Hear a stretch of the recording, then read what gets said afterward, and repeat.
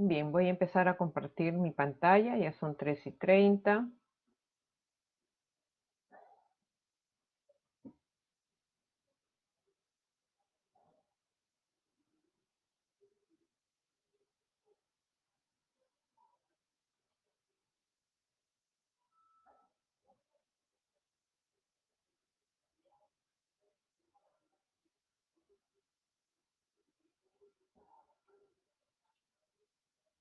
Bien, entonces vamos a dar inicio a la presentación. Voy a empezar a la clase de la tarde de hoy, el segundo tema que corresponde.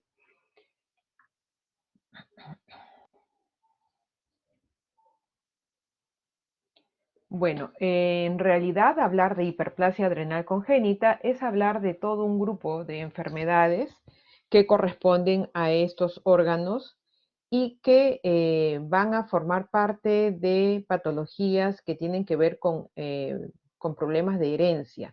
En este caso, una herencia autosómica recesiva que va a tener en común un defecto enzimático.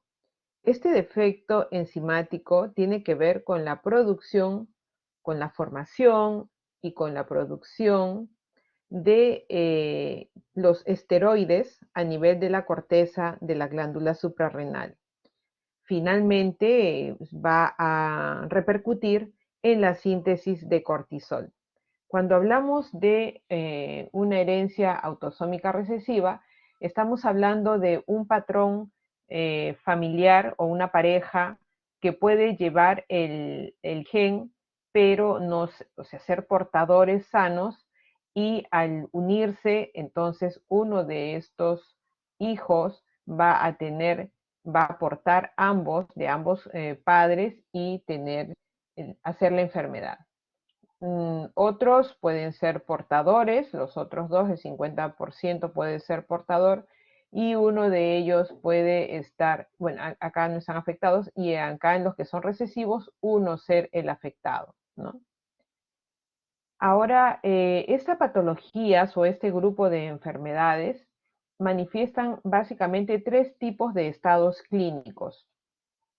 Uno de ellos es los trastornos de la diferenciación sexual, sin afectación del sexo cromosómico, ¿no? Solamente es la afectación de la diferenciación sexual de manera temprana, porque lo que se van a afectar son las hormonas que van a estar, pues, que van a formar parte del desarrollo de los caracteres sexuales secundarios.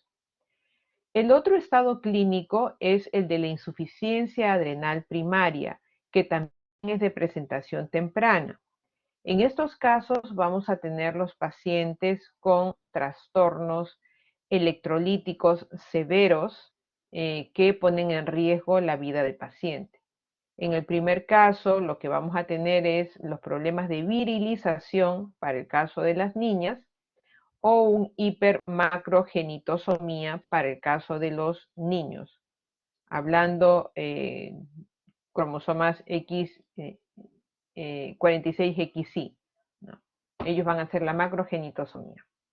Por otro lado, también hay otra manifestación, pero esta es más tardía, que puede ser del hiperandrogenismo, igual fundamentado por lo mismo, ¿no? El bloqueo de algunas enzimas, o la no acción por alteraciones en los genes de algunas enzimas, y elevación de los niveles de andrógenos, lo cual va a llevar a características de hiperandrogenismo, como pueden ser acné severo o exceso de vello corporal, o vello corporal en zonas donde no corresponden.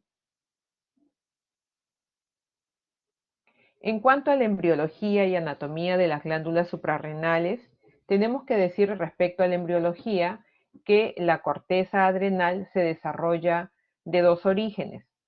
Tiene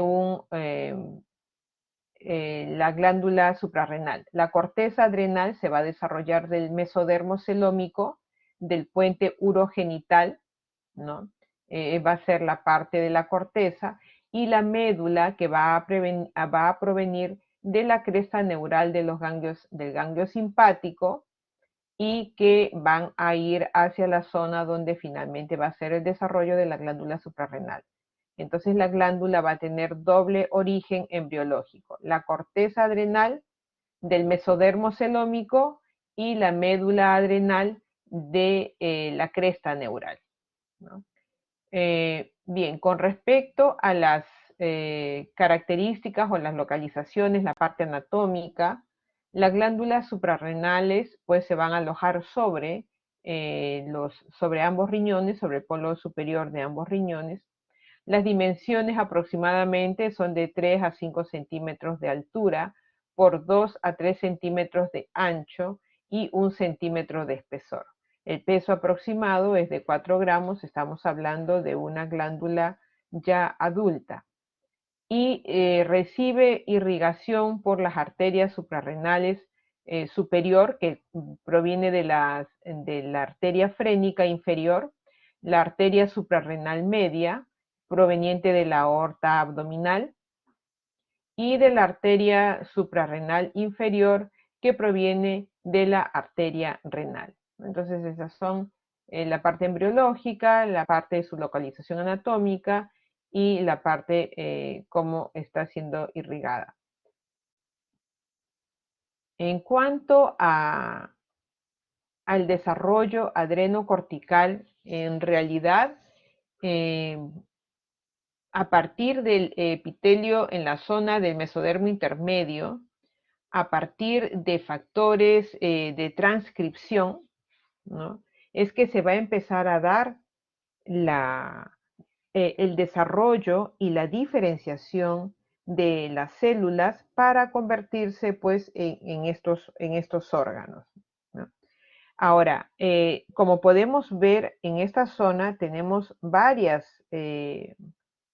componentes que son vías de señalización para que progrese la formación y el desarrollo posterior de los primordios, ¿no? Entonces, a partir de este primordio general, se van a desarrollar los elementos para los riñones y las vías urinarias, y luego para el primordio también adrenogonadal, ¿no? Entonces, estos factores de transcripción, de desarrollo y diferenciación, sobre todo los más importantes, son el factor esteroidémico tipo 1 y el DAX1.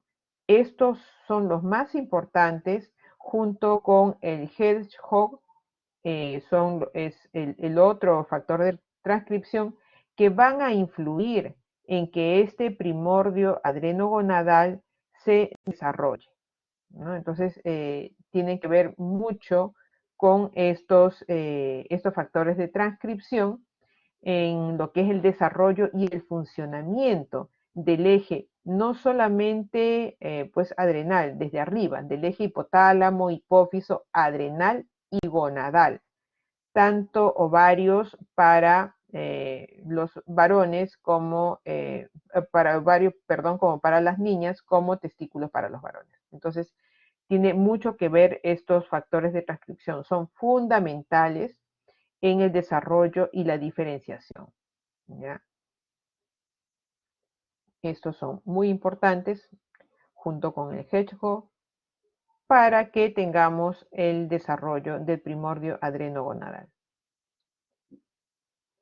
Estos son los caminos que seguimos con estos factores de desarrollo, seguimos con todos estos factores de transcripción, ¿no? Algunos más importantes de repente que otros al inicio, pero finalmente en el camino todos van a influir.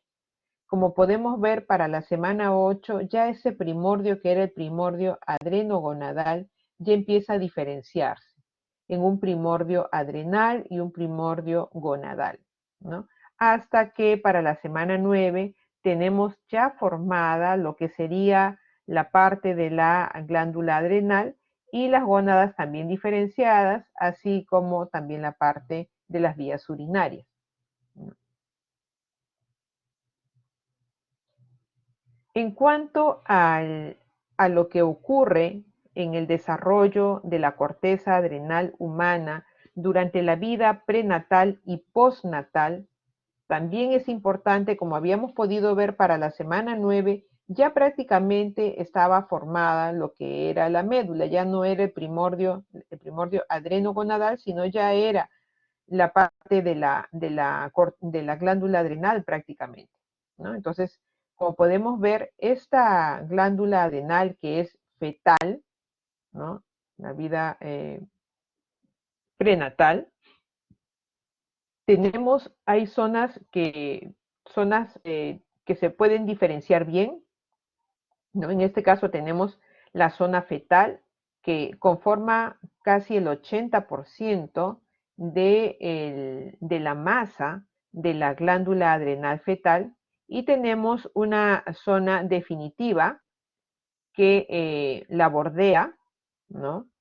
Que posteriormente va a ir entre las dos una zona transicional entre las 24 y las 28 semanas. Lo cierto es que en esta zona definitiva ya empiezan la producción justamente de los esteroides, los corticoides. Y a nivel de esta zona fetal, todavía por efecto de algunas enzimas, tanto placentarias como hepáticas, se van a producir grandes cantidades de estriol a partir de hidroepiandrosterona y de hidroepiandrosterona sulfato por algunas enzimas, ¿no? Que las vamos a ver en el siguiente esquema. Ya para los 6 meses tenemos que estas zonas ya empiezan a reconocerse, las que habitualmente pues ahora sabemos, las que existen, empiezan a reconocerse, pero no son completas a los 6 meses, ni siquiera entre los 2 y 3 años. Ya se parece un poco, ciertamente, pero no está completa, ¿no? Entonces tenemos la zona glomerular, luego vamos a tener la zona fasciculada, y todavía no tenemos la zona reticulada para esta edad, para los 6 meses. Posteriormente va a seguir la progresión del desarrollo de esta glándula con la zona reticulada para más o menos entre los 6 y 8 años tengamos las características histológicas que conocemos de la glándula adrenal, ¿no? Y bueno, justo en esta etapa, en la etapa prepuberal o puberal, es donde empieza a notarse pues el mayor funcionamiento también ya de esta glándula. Entonces, esto es lo que le comentaba en esquema, cómo era la esteroidogénesis de la glándula fetal y de la unidad fetoplacentaria. Como podemos ver, en la adrenal fetal, a partir del colesterol y las enzimas que están en los recuadros en azul claro, pues se van a formar pregnenolona, estas en grandes cantidades mediante las sulfatasas, sulfotransferasas, van a formar pues DEAs, el dehidroepiandrosterona, que se va a sulfatar, ¿no? Y mediante una hidroxilasa también hepática va a llevar a una 16-alfa dehidroepiandrosterona. Sulfatasas placentarias van a ejercer una acción y van a actuar pues para la conversión del DEAS en componentes de estrona, estriol, ¿no? Muy importantes para dentro de las funciones y dentro de la función esteroidogénica también. Es así como ya durante el desarrollo podemos tener estas zonas ya diferenciadas, como son la zona glomerulosa, pues donde podemos ver la producción de aldosterona con todas las vías que desarrollan a partir del colesterol, mediante esta proteína reguladora esteroidogénica aguda, STAR, ¿no? Para la progresión de estas hormonas hasta llegar a la producción de aldosterona. En la zona fasciculada es importante que tengamos en cuenta pues que vamos a encontrar 17 alfa hidroxilasa, y es acá donde se va a producir el cortisol o cortisona, y en la zona reticulada, donde se va a dar la producción de los andrógenos mediante las vías que podemos ver también por las enzimas que actúan en estos pasos.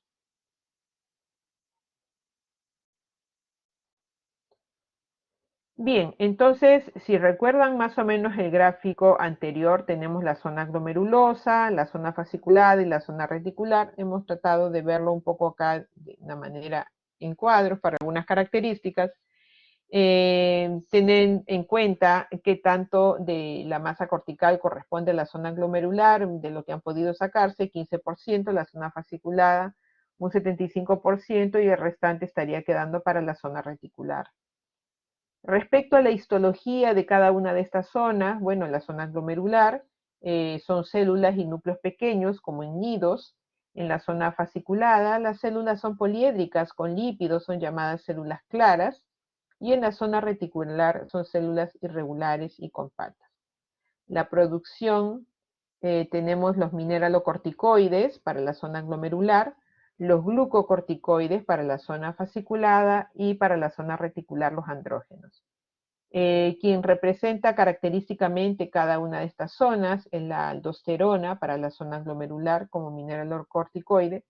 Para la zona fasciculada del cortisol también están otros productos de la zona. Y para la zona reticular, la de hidroepiandrosterona sola o sulfatada, la androstenediona, precursores de testosterona, también algo de cortisol y estrógenos. 17 hidroxilasa solamente tenemos en la zona fasciculada. Producción de otros componentes como cortisol y andrógenos, bueno, en la zona fasciculada y en la zona reticular, sí. ¿Quién regula a cada uno de estas hormonas que se producen? Bueno, la aldosterona es regulada por el sistema renina-angiotensina, como ustedes saben. Para la parte del cortisol es regulado por ACTH, de la misma manera para la zona reticulada, ¿no? Es regulado por ACTH. Primero el ACTH, cuando todavía este es prenatal, el ACTH tal vez que más influye es el ACTH placentario. En cuanto a la acción que tienen estas hormonas, bueno, la aldosterona, saben ustedes bien que tiene su función principal en la homeostasis del sodio, de potasio y ácido base corporal. Interviene en la regulación del volumen intravascular y también la presión arterial. En el caso de los glucocorticoides, del cortisol, se han encontrado pues diversas acciones, ¿no? Definitivamente es catalogada como la hormona del estrés. En las últimas semanas de gestación se ha encontrado que interviene en la maduración de varios órganos fetales y en la producción de prostaglandinas para el parto. Como ustedes saben, los corticoides son utilizados para maduración de algunos órganos de productos prematuros. Por otro lado, interviene también en el metabolismo de los carbohidratos con incremento de la glicemia. Asimismo, estimula el transporte de aminoácidos como la glutamina, la arginina al hígado. Interviene en el catabolismo de glucógeno. Cuando ustedes, ya lo hemos visto, cuando tenemos un paciente con hipoglicemia, que pensamos que hay que hay una posibilidad de que sea que los depósitos de glucógeno no los están movilizando, pues lo que se hace es colocar o administrar hidrocortisona. Aumenta también la lipólisis en el tejido adiposo y sí hay que tener en cuenta que la secreción de esta hormona tiene un patrón circadiano, ¿no? Con mayores incrementos en la mañana, más o menos el 50% en las tardes y en la noche es más bajo. Esto es importante tenerlo en cuenta porque para definir algunos problemas justamente en el funcionamiento de las glándulas suprarrenales o para la dosificación de algunos corticoides, de corticoides externos, es importante tener este patrón, tener en cuenta este patrón circadiano. Respecto a los andrógenos, pues bueno, estos se van a encargar del desarrollo de los genitales externos en el embrión 46XY. Los andrógenos suprarrenales, también liberados en la adrenarca, van a estimular el crecimiento del vello corporal, ¿no? Sobre todo a nivel de axila y en el área genital. Entonces, estas son algunas características, funciones que se dan en las diferentes zonas de la corteza adrenal. Bueno, esto es un esquema nuevamente de la esteroidogénesis de las glándulas adrenales, ¿no? Hay que tener en cuenta que si yo tengo un problema en el bloqueo de una enzima, el incremento de la hormona se va a dar previo al bloqueo enzimático. Entonces, si por ejemplo tenemos la forma más común de deficiencia de esta enzima, de la 21-hidroxilasa, que es la forma más común, que va a actuar a ese nivel, en el pasaje de progesterona a deoxicorticosterona y de 17-hidroxiprogesterona a 11-deoxicortisol, en teoría yo debiera tener un bloqueo en todo este nivel. Entonces no voy a tener producción de aldosterona. La pregnenolona se va a ir para 17-hidroxipregnenolona. Al no haber tampoco producción de cortisol, se va a elevar el esteroide que está previo al bloqueo, como mencionábamos acá en rojo, es decir, se va a elevar la 17-hidroxiprogesterona. Y por ese motivo es que se utiliza esta hormona para los estudios de tamizaje neonatal o también para los diagnósticos. Entonces, sigue pregnenolona avanzando para la vía de los andrógenos. Y la de hidroepiandrosterona va a convertirse a androstenediona, va a haber más testosterona, todos los andrógenos, y si no hay ningún problema con la 5-alfa reductasa, la dihidrotestosterona también se va a elevar, ¿no? Entonces, ¿qué va a ocurrir con todo esto? Que la glándula adrenal se hiperplasia, porque el cortisol no hay, se inhibe el estímulo para ACTH, para CRH también, y finalmente lo único que vamos a tener es una hiperplasia de la glándula, de la corteza adrenal. O sea, se eleva el ACTH, se eleva la hormona liberadora de corticotropina, y estos van a seguir estimulando al adrenal. Esta lo que va a hacer es hiperplasiarse.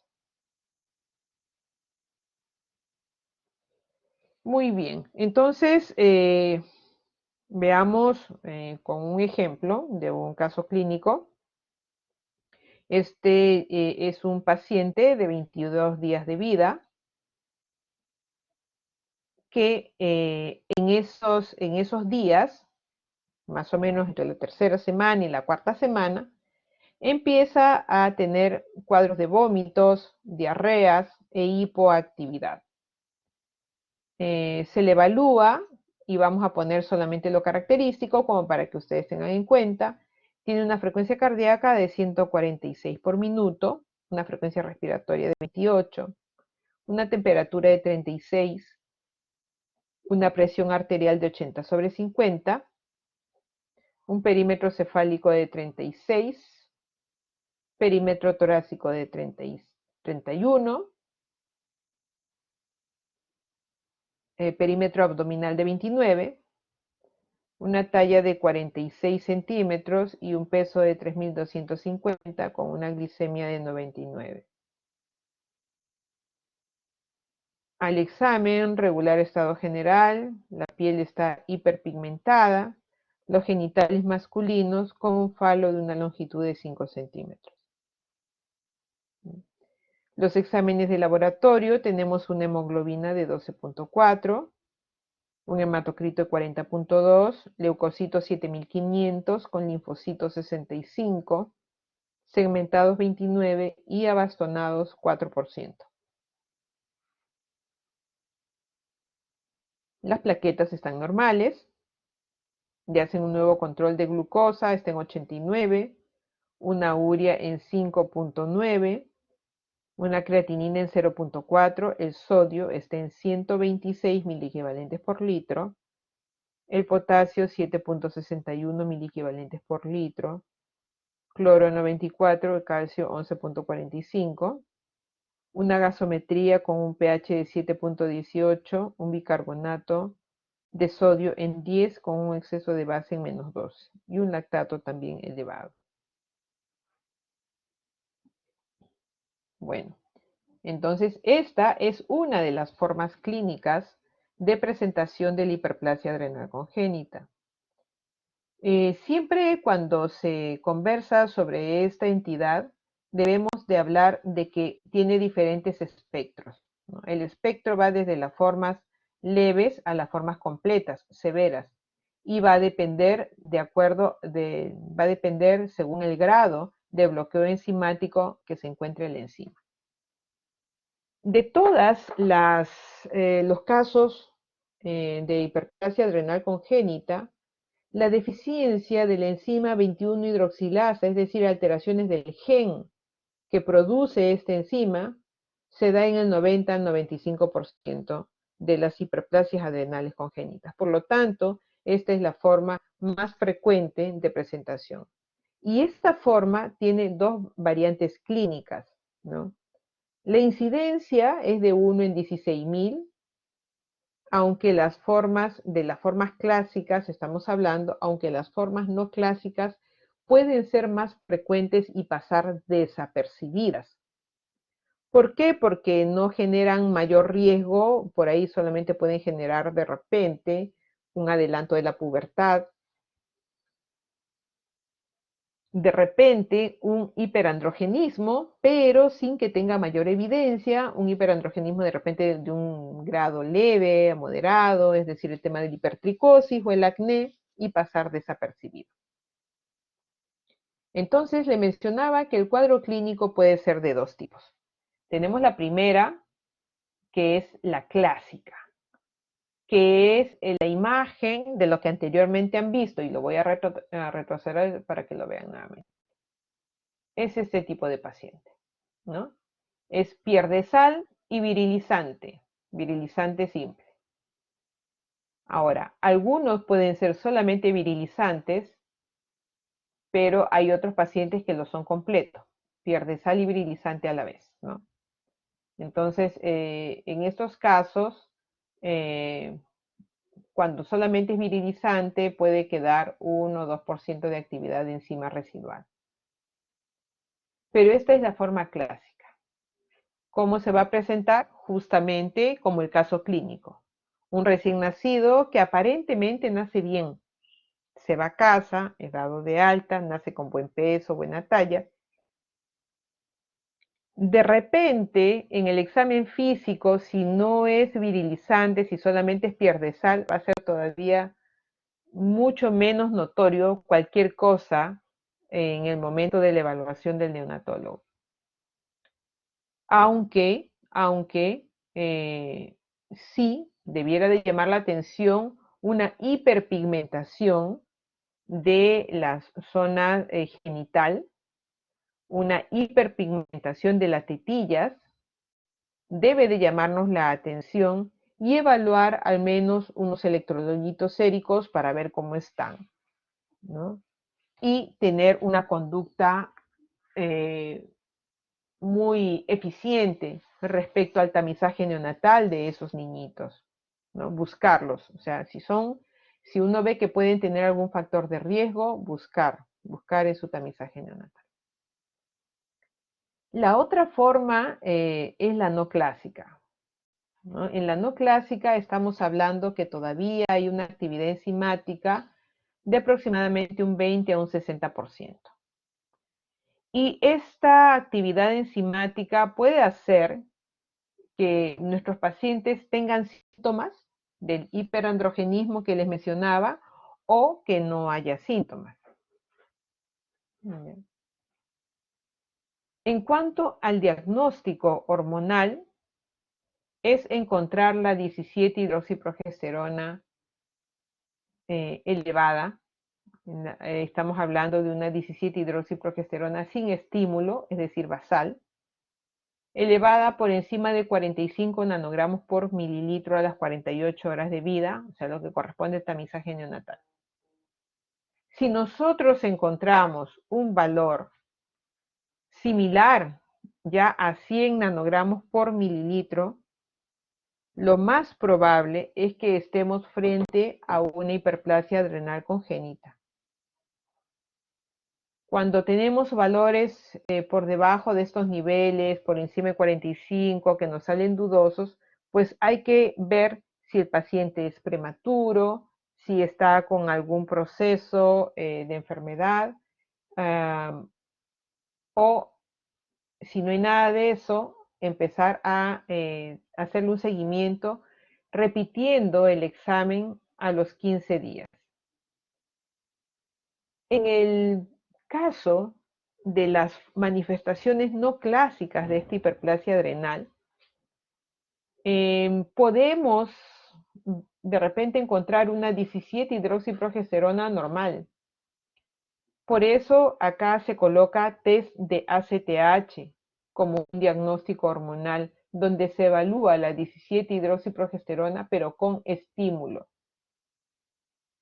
Estimulada, yo debo de encontrar niveles de este tipo, mayores de 12 nanogramos por mililitro, para decir que mi test es positivo, y si la clínica acompaña, entonces tratar de hacer finalmente un estudio definitivo de la sospecha. Otras alteraciones hormonales que podemos encontrar en estos pacientes, básicamente la vamos a ver en la forma clásica. En la forma no clásica puede pasar totalmente desapercibido, inclusive muchos de los pacientes. Entonces, en cuanto a otras alteraciones hormonales, básicamente van a estar relacionadas a la forma clásica, como pierde sal, o sea, los niños que pierden sal, que se deshidratan, como el niño del ejemplo, ¿no? Que tiene un sodio en 126, un potasio en 761. Vamos a encontrar una renina plasmática elevada y una relación aldosterona-renina disminuida. En cuanto al tratamiento, está dirigido básicamente a la forma clásica. El uso de hidrocortisona como el más idóneo de los manejos de corticoides que se pueda dar al paciente, es el que más se asemeja a lo fisiológico para la producción como reemplazo de cortisol, y la fludrocortisona para las formas que son pierdesal asociadas también, para mejorar la alteración mineralocorticoide de estos pacientes. Suplemento de sal y cirugía reconstructiva en las niñas que tienen las características como si fueran de un niño, en lo posible antes de los 2 años de edad, para poderle asignar sin ningún problema también en la parte de los caracteres sexuales. Si yo tengo la sospecha para la forma clásica, o para la otra, la forma no clásica, con el test que me salga positivo, entonces debo de buscar de hacer el diagnóstico definitivo. Y el diagnóstico definitivo, en realidad, de todas las formas de hiperplasia adrenal congénita, es el estudio genético molecular del gen que estoy sospechando. En este caso, el gen CYP21 hidroxilasa, ¿no? O sea, el gen que me produce esta enzima, la 21 hidroxilasa. Continuando por frecuencia, más o menos, tenemos el defecto enzimático de otra enzima, la 11-beta hidroxilasa, que se presenta en un 3 a un 5% de las hiperplasias adrenales congénitas. Consideren que la deficiencia de 21 hidroxilasa corresponde casi al 90%.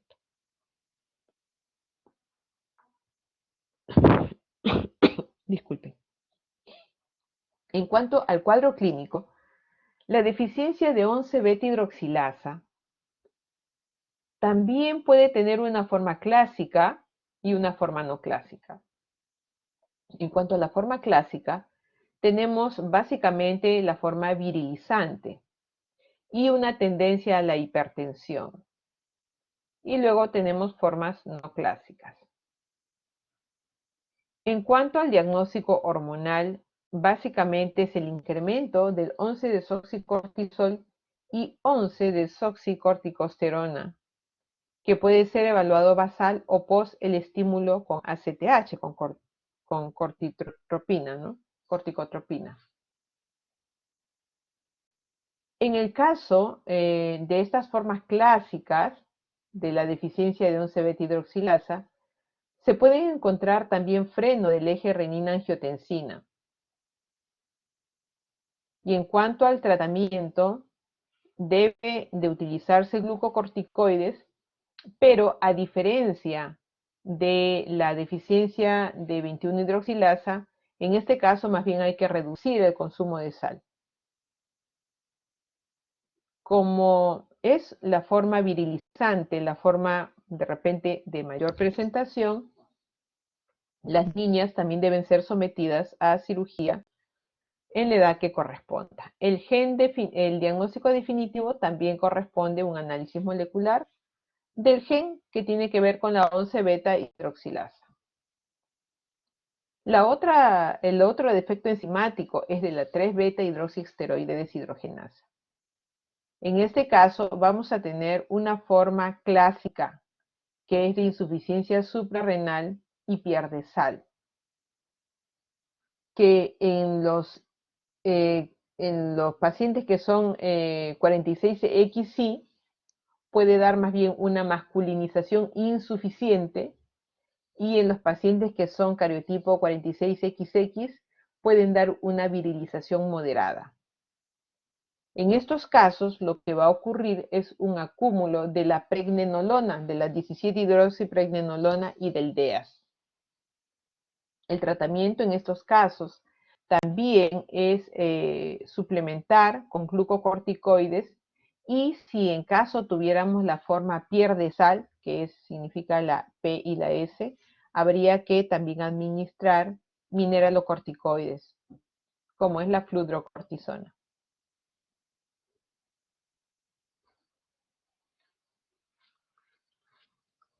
Otro defecto enzimático es la 17-alfa-hidroxilasa.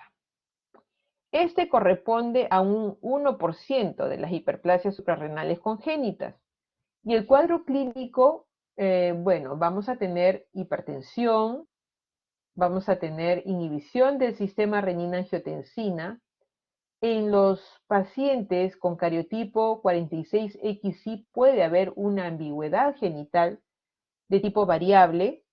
En los pacientes 46XX, el fenotipo básicamente va a ser femenino, pero van a tener un retraso o hasta una ausencia de la adrenarca y del desarrollo puberal. O sea, en estos casos hay retraso puberal. Es lo que uno más o menos va a notar en las niñas, es lo que nos puede dar una sospecha. Mayormente pueden pasar inadvertidos hasta que empiece el retraso puberal en las niñas. El diagnóstico hormonal es básicamente la disminución de los esteroides que vienen posteriores a la 17-alfa-hidroxilasa, con aumento de los que están encima del bloqueo, lo que ya habíamos mencionado. Es decir, va a aumentar pregnenolona, va a aumentar progesterona, la desoxicorticosterona, corticosterona, todos ellos van a aumentar. El tratamiento en estos casos, como ustedes podrán más o menos dilucidar, es reemplazo de andrógenos y estrógenos para el desarrollo de la pubertad, masculino y femenino respectivamente, ¿no? Y corrección quirúrgica en el caso de los varones si es necesario. El diagnóstico definitivo también va a ser el estudio de la mutación del gen que tiene que ver con la 17-alfa hidroxilasa. Ahora, si nos vamos más arriba, el déficit de la proteína START, o sea, desde el inicio, desde que empieza el colesterol como fuente principal para el inicio de todas las vías a nivel de la corteza suprarrenal, lo que vamos a encontrar en estos casos, como no se va a producir ningún andrógeno, básicamente vamos a tener genitales externos femeninos, tanto los XX como los XY. Y definitivamente va a haber una pérdida salina severa y es una patología muy fatal. En cuanto al diagnóstico hormonal, vamos a encontrar elevaciones importantes de ACTH y de renina, con disminución de los esteroides suprarrenales y no hay respuesta a una ACTH exógena, porque no va a haber producción de ninguna de las capas de la corteza adrenal. En estos casos, como ustedes también diluyen y comprenderán, lo que va a haber es un reemplazo glucocorticoide y mineralocorticoide con suplemento de sal. Cuando tengan que tener el desarrollo puberal, habrá que hacerles reemplazo de estrógenos y la corrección quirúrgica necesaria. ¿Ya? Entonces, bueno, terminadas casi todas las formas de presentación de la hiperplasia adrenal congénita, acá solamente, bueno, es un cuadro que de repente nos puede orientar, por ejemplo, para el defecto de lo que habíamos hablado primero, la 21-hidroxilasa. ¿Qué es lo que nos va a caracterizar en las hormonas adrenales? Bajan los glucocorticoides, bajan los mineralocorticoides y aumentan los andrógenos. Espero que recuerden el gráfico, ¿no? Los que les puse con las flechitas que van bloqueando y finalmente la flecha, ¿dónde va? Los andrógenos. Ese es 21-hidroxilasa, deficiencia 21-hidroxilasa. Las presentaciones, bueno, ya le hemos conversado, y los metabolitos diagnósticos, pues bueno, la 17-hidroxiprogesterona, pero acá también debemos de hacer también el estudio fundamental, en realidad son los estudios de las mutaciones, ¿no? En el caso de la deficiencia de la 11-beta-hidroxilasa, vamos a encontrar que también los glucocorticoides están disminuidos, pero en el caso de acá los mineralocorticoides están elevados y los andrógenos también. Entonces acá hay que tener cuidado porque ellos más bien pueden cursar con hipertensión y hay que tener cuidado con el tema de la dieta de no agregar sal. Con respecto a la 3-beta-hidroxisteroide deshidrogenasa, su deficiencia, también vamos a tener disminución de los glucocorticoides, ¿no? Hay una disminución de los mineralocorticoides y hay un incremento de los andrógenos en las chicas, pero en los masculinos está disminuido. La 17-alfa hidroxilasa, disminución de los glucocorticoides, aumento de los mineralocorticoides y disminución de los andrógenos. Entonces también hay que tener cuidado con la hipertensión, y al disminuir los andrógenos, sobre todo en los varones, tener cuidado con los genitales ambiguos en los varones. En el caso de la lipoidea, la hiperplasia adrenal congénita, que tiene que ver con la enzima STAR, todo va a estar disminuido. Genitales ambiguos, paciente chocado porque hay disminución de los glucocorticoides, de los minerales también. Entonces, estas son las características más saltantes de la deficiencia de estas hormonas, ¿no? Y bueno, esto es para mostrarles, por ejemplo, qué tan virilizante pueden ser esta patología, ¿no?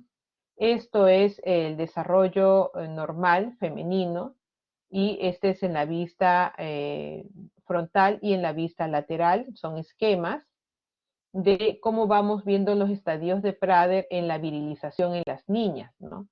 Entonces, por ejemplo, esta es una paciente 46XX con una hiperplasia adrenal congénita, una virilizante, ¿no? Pueden ver ustedes la hiperpigmentación de las zonas, ¿no?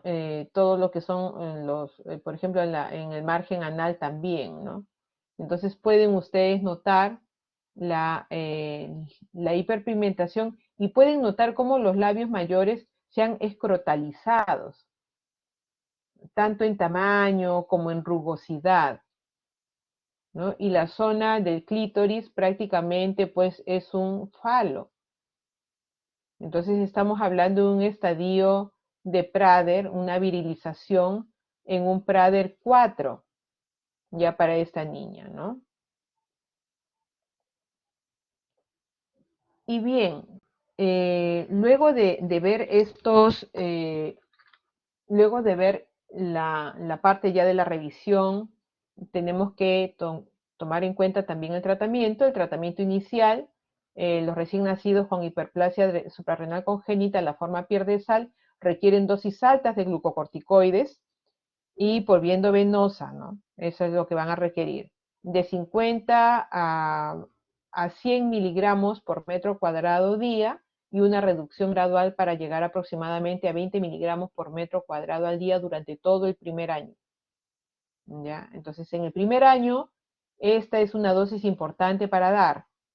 Después del primer año ya puedo irlo llevando a la dosis fisiológica, ¿no? Pero de inicio nos vamos a la dosis más alta de las dosis fisiológicas de los glucocorticoides, de preferencia hidrocortisona, como les decía.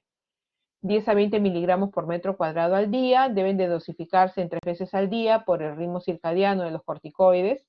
Los mineralocorticoides como la fludrocortisona, que deben de darse también para mejorar los niveles de sodio y potasio. Acá solamente, digamos como un dato, que cuando yo tengo los niveles de glucocorticoides de hidrocortisona de 50 miligramos por metro cuadrado al día, debo suspender la fludrocortisona, porque a esta dosis de 50 miligramos por metro cuadrado al día tiene dosis mineralocorticoide también la hidrocortisona.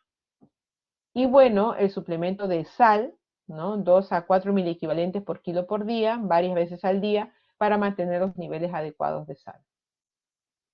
Estos pacientes deben tener indicaciones de corticoides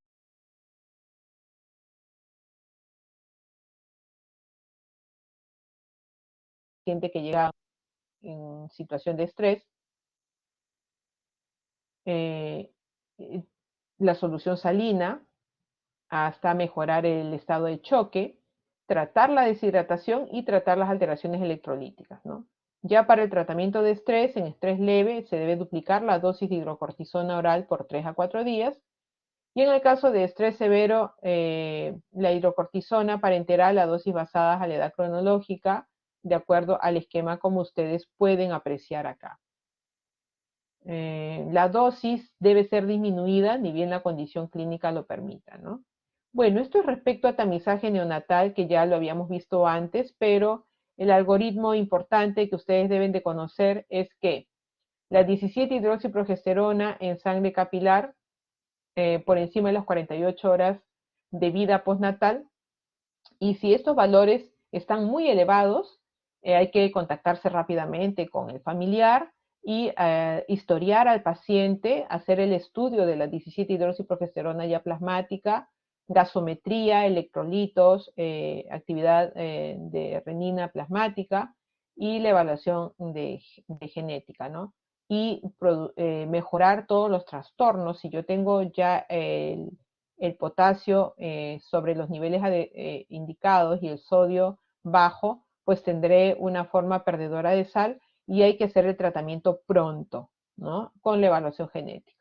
Si yo tengo mis niveles elevados, pero no en rangos de más de 100, entonces, bueno, repetiré. Si salen normal, es normal. Si sigue saliendo alto, pero está asintomático, entonces tendré que ver si es porque es prematuro, porque tiene algún problema asociado. Y si fue una elevación transitoria, ok, de repente fue un niño pequeño, prematuro, la muestra no fue recolectada de manera muy adecuada, o sea, fue muy temprano, o un paciente que está enfermito, ¿no? Pero si está elevado y los niveles son normales en la gasometría y los electrolitos, puedo pensar en un virilizante simple o también en un pierde sal, pero de inicio más tardío. Así es que estos pacientes son de cuidado, son para estarlos observando siempre. En la parte clínica, por ejemplo, los algoritmos para el diagnóstico con sospecha, hay que buscar los síntomas, hay que buscar si el paciente está virilizado, hay que ver los exámenes que pueden ser urgentes para mejorar el estado de salud del paciente. Si se aprecian genitales ambiguos en el examen, hay que buscar gónadas, hay que buscar con ecografía abdominal y hacer los estudios de cariotipo con el diagnóstico molecular y el tratamiento.